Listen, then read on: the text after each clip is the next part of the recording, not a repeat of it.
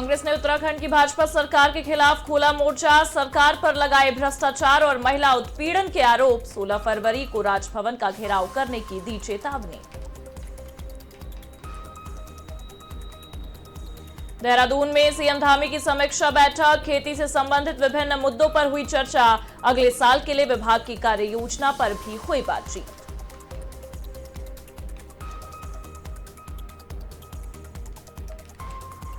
शंकराचार्य के कथित अपमान पर पंचायती निरंजनी अखाड़े के महामंडलेश्वर की कड़ी प्रतिक्रिया। बोले, पूज्य संत के साथ अपमान की घटना गंभीर अपराध। इस समय सनातन धर्म का है स्वर्णिम काल। लक्सर में गन्ना मूल्य बढ़ाने की मांग। बसपा विधायक ने सैकड़ों कार्यकर्ताओं के साथ शुगर मिल प्रबंधन को सौंपा ज्ञापन। इंसेंटिव के तौर पर 80 रुपए प्रति क्विंटल बढ़ाकर दिए जाने की मांग।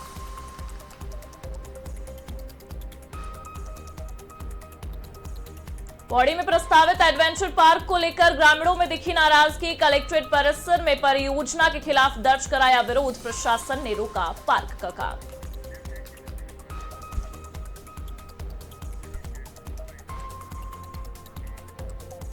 नमस्कार, बहुत स्वागत है आप सभी का। आप देख रहे हैं आज की खबर और मैं हूं आपके साथ प्रगति ठाकुर। स्क्रीन पर दिख रहे सोशल मीडिया हैंडल के जरिए आप मेरे साथ वहां पर जुड़ सकते हैं और तमाम अहम खबरों से रूबरू भी हो सकते हैं। चलिए अब अपने खास बुलेटिन देवभूमि की शुरुआत करेंगे, जहां उत्तराखंड के पूर्व मुख्यमंत्री और कांग्रेस के वरिष्ठ नेता हरीश रावत ने आरोप लगाया है कि जमीनों का अतिक्रमण सरकारी संरक्षण और ऊंचे लोगों की देखरेख में हो रहा है। उन्होंने कहा कि कई जगह ऊंची ऊंची बिल्डिंग्स बन गई हैं, लेकिन उनकी अनुमति विधिवत तरीके से नहीं ली गई थी।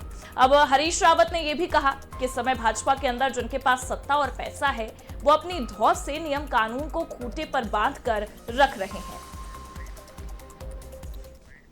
जमीन का में जो अतिक्रमण है सरकारी संरक्षण में हो रहा है और ऊंचे लोगों की देखरेख में हो रहा है। अभी देहरादून के अंदर ही कई जगह जहां बहुत बड़े बड़े ऊंचे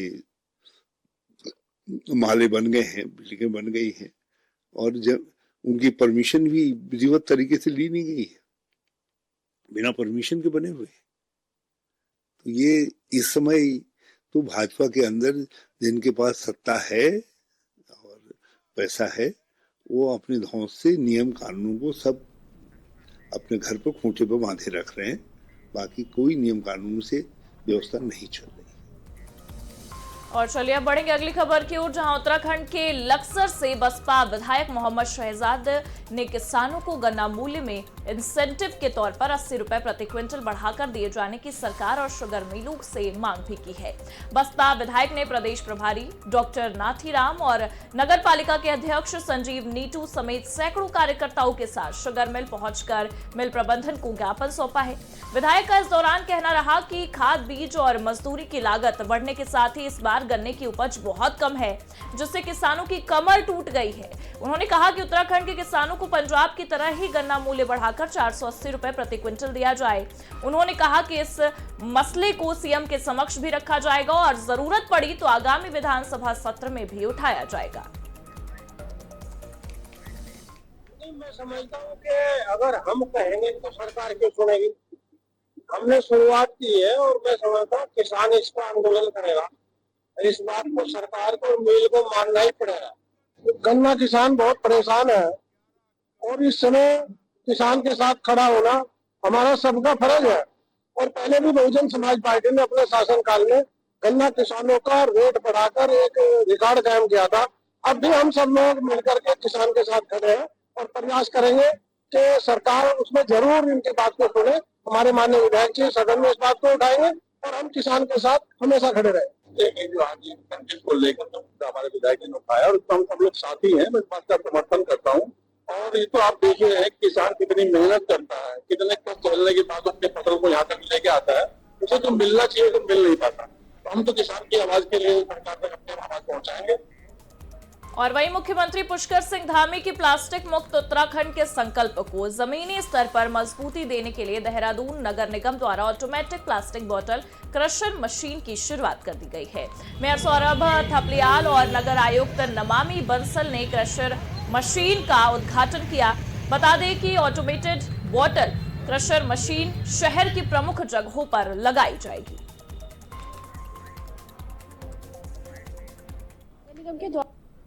नगर निगम के द्वारा पूर्व में भी प्लास्टिक बैंक्स के माध्यम से सिंगल यूज प्लास्टिक के कलेक्शन पर जोर दिया गया है और वर्तमान में उसका एफिशिएंट डिस्पोजल कैसे हो सके उसी क्रम में ये बॉटल क्रशर मशीन लगाई गई है। जो यूज्ड बॉटल्स होती हैं उनको फाइन पैलेट्स में इस मशीन के द्वारा कन्वर्ट किया जाएगा, जिनका साइज 0.5 mm से भी कम बताया जा रहा है और इनको इजीली सर्कुलर इकोनॉमी के मॉडल के तर्ज पर फर्नीचर मेकिंग, रोड मेकिंग इत्यादि कार्यों में उपयोग किया जा सकेगा, जिससे कि जो हमारा प्लास्टिक वेस्ट हो भी रहा है जनरेट, उसको भी डिस्पोज किया जा सके। साथ ही साथ पहली बार मुहिम चलाई जा रही है कि सिंगल यूज प्लास्टिक को डिस्करेज भी किया जाए और जो उसका वेस्ट जनरेट हो रहा है उसको उपयोगी कार्य के लिए डाइवर्ट किया जा सके, सर्कुलेट किया जा सके। उसी दिशा में ये कदम है। देखिए, प्लास्टिक मुक्त जो प्लास्टिक है, प्लास्टिक पूरा मुक्त हो उत्तराखंड, उसके दिशा में एक बेहतर प्रयास है और बोतल क्रशिंग मशीन के द्वारा निश्चित तौर पर सिंगल यूज प्लास्टिक जो है उससे हम पूरे देहरादून को मुक्त कराएंगे। और चलिए अब बढ़ेंगे अगली खबर की ओर, जहां अमेरिका के वॉशिंगटन डीसी स्थित एक गैर सरकारी संगठन ने भारत में हेट स्पीच को लेकर एक विस्तृत रिपोर्ट सार्वजनिक की है। रिपोर्ट में कई भारतीय नेताओं के नाम दर्ज हैं, जिनमें सबसे ऊपर उत्तराखंड के मुख्यमंत्री पुष्कर सिंह धामी का नाम है। रिपोर्ट पर भाजपा के प्रवक्ता मथुरा दत्त जोशी का बयान सामने आया। उन्होंने रिपोर्ट को निराधार बताया है और भाजपा प्रवक्ता के मुताबिक रिपोर्ट षड्यंत्र के जरिए बनाई गई है।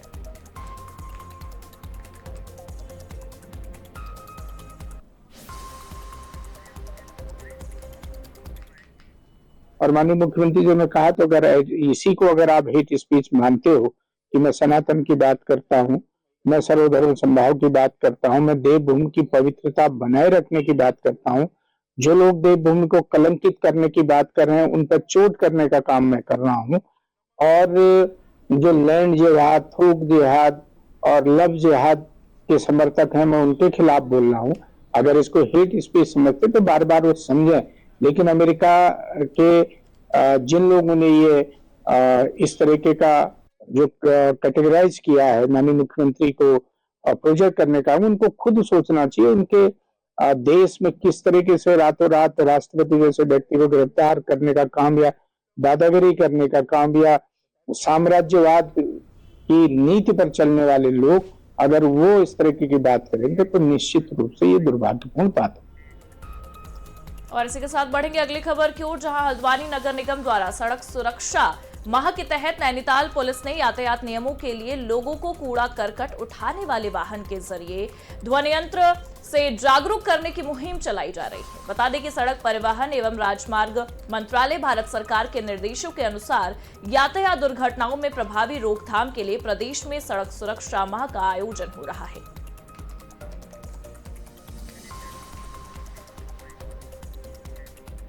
वही अगली खबर हरिद्वार से आपको बता रहे हैं, जहां ज्वालापुर के व्यस्त पीठ बाजार इलाके में उस वक्त हड़कंप मच गया जब सड़क किनारे लगे बिजली के खंभे में अचानक आग भड़क गई। बताया जा रहा है कि बिजली के तारों में शॉर्ट सर्किट होने से खंभे में तेज चिंगारियां निकलने लगी और देखते ही देखते आग ने विकराल रूप ले लिया।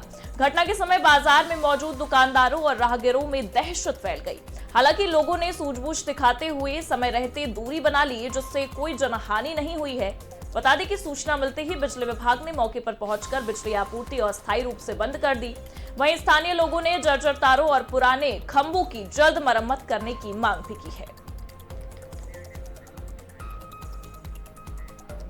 और इसी के साथ रुक करेंगे अगली खबर का। देहरादून के विकास नगर से एक सनसनीखेज वारदात सामने आई है, जहां ढालीपुर इलाके में 12वीं कक्षा की छात्रा की बेरहमी से हत्या कर दी गई है। शक्ति नहर के किनारे छात्रा का शत विशत शव मिलने से पूरे इलाके में हड़कंप मच गया है। सूचना मिलते ही मौके पर पहुंची पुलिस ने शव को कब्जे में लेकर पोस्टमार्टम के लिए भेजा। वहीं पुलिस के मुताबिक छात्रा मनीषा तोमर अपने चचेरे भाई सुरेंद्र के साथ बाइक पर दवा लेने निकली हुई थी, लेकिन घर वापस नहीं लौट पाई। जांच में ये सामने आया है कि मनीषा पर धारदार हंसिये से ताबड़तोड़ वार किया गया। अब आपको बता दें कि शव के पास से मोटरसाइकिल और हत्या में इस्तेमाल किया गया हंसिया भी बरामद हुआ है। एसडीआरएफ की टीम नहर में सर्च ऑपरेशन चला रही है। फिलहाल पुलिस मामले की हर एंगल से जांच कर रही है।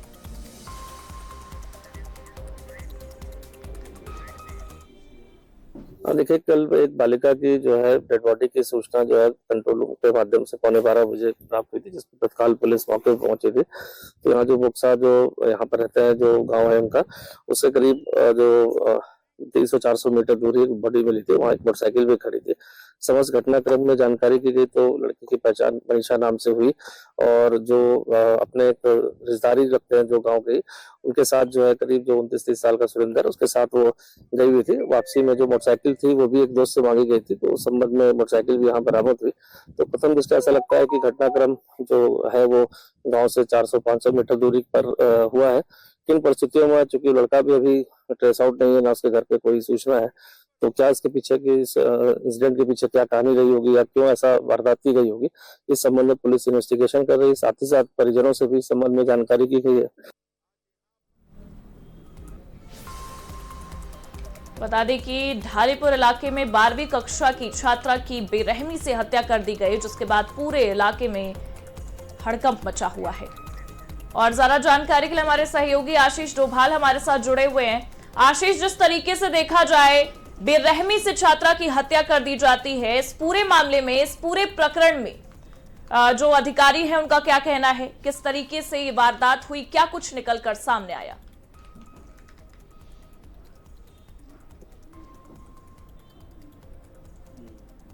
आशीष, मेरी आवाज आ रही है आपके पास? हम फिर से रुक करेंगे आशीष का, लेकिन आपको बता दें कि ढालीपुर इलाके में 12वीं कक्षा की छात्रा की बेरहमी से हत्या कर दी जाती है, जिससे पूरे इलाके में हड़कंप मच जाता है। शक्ति नहर के किनारे छात्रा का शत विशत शव मिलने से कई सारे सवाल भी खड़े होने लगते हैं। अब बता दें कि सूचना जैसे ही मिलती है, मौके पर पुलिस पहुंचती है, शव को कब्जे में लिया जाता है, पोस्टमार्टम के लिए भेज दिया जाता है। लेकिन इस पूरे मामले में जिस तरीके से हत्या हुई है, उसने कई सारे सवाल खड़े कर दिए हैं। हम फिर से रुक करेंगे अपने सहयोगी आशीष का। आशीष, जिस तरीके से ये बेरहमी से हत्या कर दी गई, उसके बाद अधिकारियों का क्या कहना है? किस तरह से ये वारदात हुई, क्या कुछ निकलकर सामने आया है? बिल्कुल प्रगति, जो ढालीपुर गांव है वहाँ की ये घटना है और बेरहमी से उंगलियां कटी हुई छात्रा की, 12वीं की छात्रा की लाश मिली है। और जो पुलिस के अनुसार वो अपने ही रिश्तेदार एक सुरेंद्र नाम के लड़के के साथ गई थी। 29 वर्षीय सुरेंद्र उसे एक अपने दोस्त की बाइक में बैठा कर ले गया था और उसके बाद जो सुरेंद्र जो है एक पेट्रोल पंप के सीसीटीवी फुटेज में जाते हुए तो दिख रहा है उस बालिका के साथ, लेकिन वापसी के समय जो है कुछ उनका कोई सुराग नहीं लग पाया है, न तो सुरेंद्र का अभी तक कोई पता चल पाया है। जो आरोपी प्रथम दृष्टया जो पुलिस जिसे मान रही है, कहीं ना कहीं जिस बेरहमी से इस छात्रा की हत्या की गई है, इसके पीछे क्या कहानी है वो अभी पुलिस को अभी कोई सुराग नहीं मिल पाया है। एक तरीके से आशीष देखा जाए तो जो जानकारी मिल रही है उसके मुताबिक एसडीआरएफ की टीम भी सर्च ऑपरेशन कर रही है, लेकिन अब सवाल उठता है कि पोस्टमार्टम रिपोर्ट क्या कुछ कहेगी। इसे लेकर क्या किसी अधिकारी का बयान सामने आया है, उनका क्या कहना है? क्योंकि पोस्टमार्टम के लिए भेज दिया गया है शव को। बिल्कुल, अभी एसएसपी और तमाम जो पुलिस फोर्स था वो कल मौके पर पहुंचा था और वहां से जो है जो एक हसिया मिली है और जो उसके दोस्त की, सुरेंद्र के दोस्त की बाइक है मौके पे मिली है और जो डेड बॉडी है बालिका की वो पोस्टमार्टम के लिए भेज दी गई है। पोस्टमार्टम रिपोर्ट आने के बाद ही पुलिस बताएगी कि किस किस तरीके से उसकी जो है हत्या की गई है। हालांकि जो पुलिस सूत्रों की माने तो उस जो छात्रा है उसकी उंगलियां तक कटी हुई है और छत बिछत उसका जो है सब एक तरीके से वहां पर जो है मिला है। तो इसके पीछे कोई रंजिश हो सकती है, कोई लव स्टोरी हो सकती है। तो अब देखना होगा कि अब एक तरीके से आशीष हम कह सकते हैं पोस्टमार्टम रिपोर्ट आएगी तभी इस पूरे वारदात का खुलासा हो पाएगा। बहुत बहुत शुक्रिया तमाम जानकारियों के। रहेंगे खबरों की ओर, जहां देहरादून से ये खबर जन जन के द्वार सरकार आपके द्वार अभियान के तहत सुदूरवर्ती इलाकों में प्रशासन की सीधी पहुंच एक बार फिर देखने को मिली है। विकासखंड कालसी की न्याय पंचायत कोटी में आयोजित बहुउद्देशीय शिविर में अपर सचिव हिमांशु खुराना और मुख्य विकास अधिकारी अभिनव शाह ने ग्रामीणों की समस्याएं सुनी। शिविर के दौरान 849 लाभार्थियों को विभिन्न जन कल्याणकारी योजनाओं का लाभ भी दिया गया। मौके पर आयुष्मान कार्ड और दिव्यांग प्रमाण पत्र जारी किए गए। वहीं सैकड़ों ग्रामीणों की निःशुल्क स्वास्थ्य जांच कर दवाइयां भी वितरित की गई हैं। ग्रामीणों ने सड़क और बिजली से जुड़ी समस्याएं भी इस दौरान रखी। मैं इस शिविर में आया था और मेरे को यहाँ कृषि विभाग द्वारा ब्रश कटर मिला है और इसके लिए मैं कृषि विभाग का और उत्तराखंड सरकार का माननीय मुख्यमंत्री जी का जो है दिल से धन्यवाद और आभार करता हूं। और वहीं कोटद्वार से ये खबर आपको बता रहे हैं, जहां उत्तराखंड विधानसभा अध्यक्ष एवं कोटद्वार विधायक ऋतु खंडूड़ी भूषण ने इस वर्ष भी अपना जन्मदिन सेवा, समर्पण और सामाजिक सरोकारों को समर्पित करते हुए सादगीपूर्ण तरीके से मनाया है। उन्होंने जन्मदिवस को उत्सव की बजाय जन कल्याण और मानव सेवा का माध्यम बनाया, जो समाज के लिए प्रेरणादायी संदेश भी है। जन्मदिन की पूर्व संध्या पर उदयरामपुर स्थित दीदी की पाठशाला के 1 वर्ष पूर्ण होने पर उन्होंने बच्चों से मुलाकात की है। उन्हें ट्रैक सूट वितरित किए और बाल पुस्तकालय की व्यवस्था की। इस दौरान उन्होंने बच्चों को शिक्षा, अनुशासन और परिश्रम का महत्व भी बताया। आज आप जैसे देख रहे हैं, माँ कृति गौशाला पहुंचे हैं और सुषमा जखमोला जो इतना खूबसूरत यहाँ पर कार्य कर रही हैं। मुझे भी आज अपने जन्मदिन पर अवसर मिला कि मैं गायों के बीच में, जो हमारे माता है, गाय माता, उसके बीच में यहाँ पहुँची हूँ। बहुत सुंदर व्यवस्था के साथ सुषमा यहाँ काम करती हैं, आज से नहीं बहुत सालों से करती आ रही हैं। 300 गाय करीबन इस बार देख रही है। मैं उनको बहुत धन्यवाद कोटद्वार वासियों की तरफ से और अपनी तरफ से देती हूँ और आभार व्यक्त करती हूँ। और वहीं देहरादून से ये बड़ी खबर, जहां उत्तराखंड में जल्द ही देवभूमि परिवार पहचान पत्र योजना को कानूनी रूप से लागू किया जाएगा। इसके लिए शासन स्तर पर एक्ट भी तैयार किया जा रहा है, जिसे आगामी कैबिनेट बैठक में लाया जाएगा। सरकारी सूत्रों के मुताबिक ये एक्ट मार्च में होने वाले बजट सत्र के दौरान सदन के पटल पर रखा जाएगा। गौरतलब है कि पिछले साल नवंबर में हुई कैबिनेट बैठक में इस योजना को पहले ही मंजूरी मिल चुकी है। अब बता दें कि हरियाणा की तर्ज पर शुरू की जा रही इस योजना का मकसद केंद्र और राज्य सरकार की जन कल्याणकारी योजनाओं का लाभ सीधे लाभार्थियों तक पहुंचाना है। योजना को लागू करने के लिए नियोजन विभाग ने अलग प्रकोष्ठ बनाया है और इसका पोर्टल भी तैयार कर लिया गया है।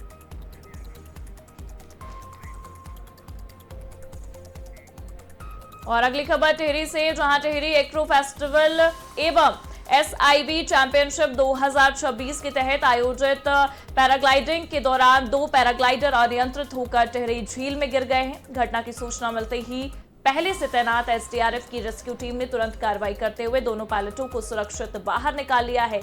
अब बता दें कि प्राथमिक जांच में दोनों पायलट पूरी तरह से सुरक्षित पाए गए हैं। और खबर हरिद्वार से आपको बता रहे हैं, जहां शहर में सार्वजनिक दीवारों और इमारतों पर लिखे जा रहे अवैध इश्तहार प्रशासन के स्वच्छता अभियान को पलीता लगा रहे हैं। हाईवे, मुख्य चौक चौराहों और सार्वजनिक स्थलों पर कॉमर्शियल और गुप्त रोगों से जुड़े विज्ञापन दीवारों की सुंदरता बिगाड़ रहे हैं। बिना अनुमति लोग खुलेआम दीवारों पर ये इश्तहार लिख रहे हैं, जबकि जिला प्रशासन हरिद्वार को स्वच्छ और सुंदर बनाने के लिए अभियान भी चला रहा है। इस मामले पर हरिद्वार के जिलाधिकारी ने ऐसे विज्ञापन लिखने वालों को चिन्हित कर सख्त कार्रवाई के निर्देश भी दिए हैं। प्रशासन जल्द ही अभियान तेज करने की तैयारी में है।